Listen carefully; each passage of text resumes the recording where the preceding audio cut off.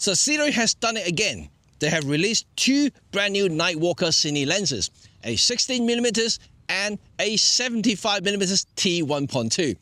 And here we're looking at today.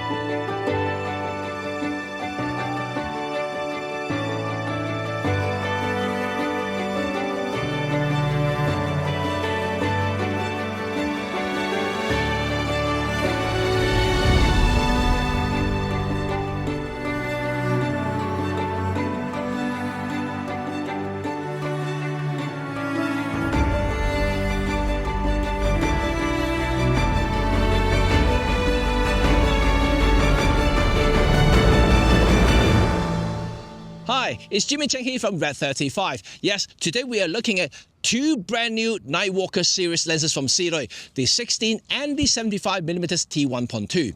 So you may recall that I previously reviewed their trio of Nightwalker lenses. I like them all. If you missed that review, the link is right up here. So now they've added two brand new focal lengths to basically broaden the scope and flexibility to our filming projects. The 16, which is wider than the 23, of course, so you can get some really nice establishing scene with such a wide lens. And also a much tighter 75, which will give you great compression and subject separations. Spoiler alert, I really like the new lenses. But let's talk a little bit about the build quality. What can I say? Well, same thing as before. It's a Nightwalker series, so they are exceptionally built, full metal housing. The focus and aperture rings are really, really smooth, so you can use follow focus modules very easily. But what I really like is they're keeping the same dimension, same form factor like the other series. And better still, they all use the same 67mm filter threads. Oh my God, that means save my time on using other step up or step down ring, for instance. You can use the same filter for all of them. So that is really, really cool.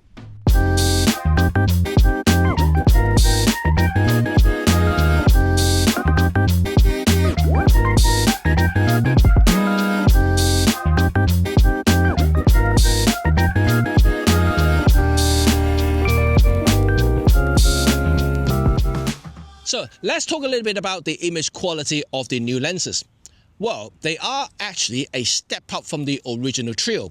The images now is a little bit tighter, a little bit harder, and also sharper when you shoot a T1.2 wide open, which is fantastic if you really want to use some low light footage, and also maybe even want to open it up to have some separations. And this is really, really good news for those who may want to have a little bit, especially on micro four third, you want to open it up to get the shallow depth of field for you to separate the subject in focus and the focus background. So this would definitely give you that effect. Compared to the original 56 and 33, they are definitely a lot cleaner when it comes to a wide open image quality. The 23, it was quite sharp already, so I'm not going to complain about that. But yeah, when you compare with the 33 and the 56, you can definitely see the improvement there. Other optical attributes have also been drastically improved over the original series. Things like ghosting, flare resistance, and chromatic aberrations. But first of all, let me talk a little bit about ghosting and flare. Well, first of all, the 75 and the new 16 has almost none. Compared to the original series, this is really nothing, and I really, really like that. I point these guys to the sun, to high reflective surfaces, to bright objects, and I could almost see no flare whatsoever. There is tiny, like I said, tiny little bit of a ghosting if I look at the where the light is hitting. So yeah, there is a little bit, but yeah, I could accept that. That's not a problem at all. And in terms of distortion, and once again, they have done a great job. The 75 absolutely have nothing on it. Even the 16, is manageable, and I don't think it's really, really horrible. There's a tiny little bit of barrel distortion, but that's all it is, depending on how close you are with the subject. So, well done, Sirui.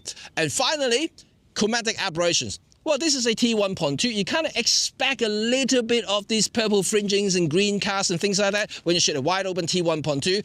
But having said that, this is also not a very expensive lens, very affordable. So it is okay. If you don't want those kind of aberration, just stop down a little bit to T2.8. You're going to get rid of that altogether.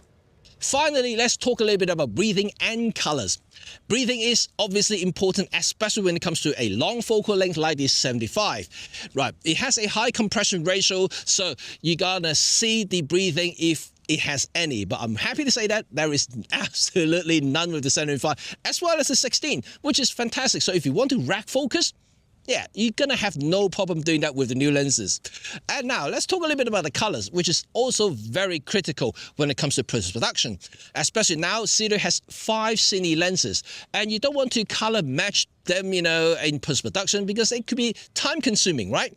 But I'm happy to say that they are also very consistent. Even though Sirui hasn't really officially confirmed me that they are color matched, but they are very, very close to each other in terms of color palettes and things like that. So well done for that. There is, I have to say that there are a little bit of a variation there, but it's nowhere near that you can say that, oh, they're different color altogether. So yeah, well done for that. And for the price, yeah, definitely I'm not complaining about that. So my final thoughts on Sirui's brand new Nightwalker 16 and 75mm T1.2 is fantastic. They are really, really good. I think that they have definitely stepped up in terms of optical design and performance, and definitely better than the original series. Not saying that the original series were any bad, but this is definitely visible when it comes to optical quality, which is fantastic news for any newcomer or anyone who wants to buy these lenses.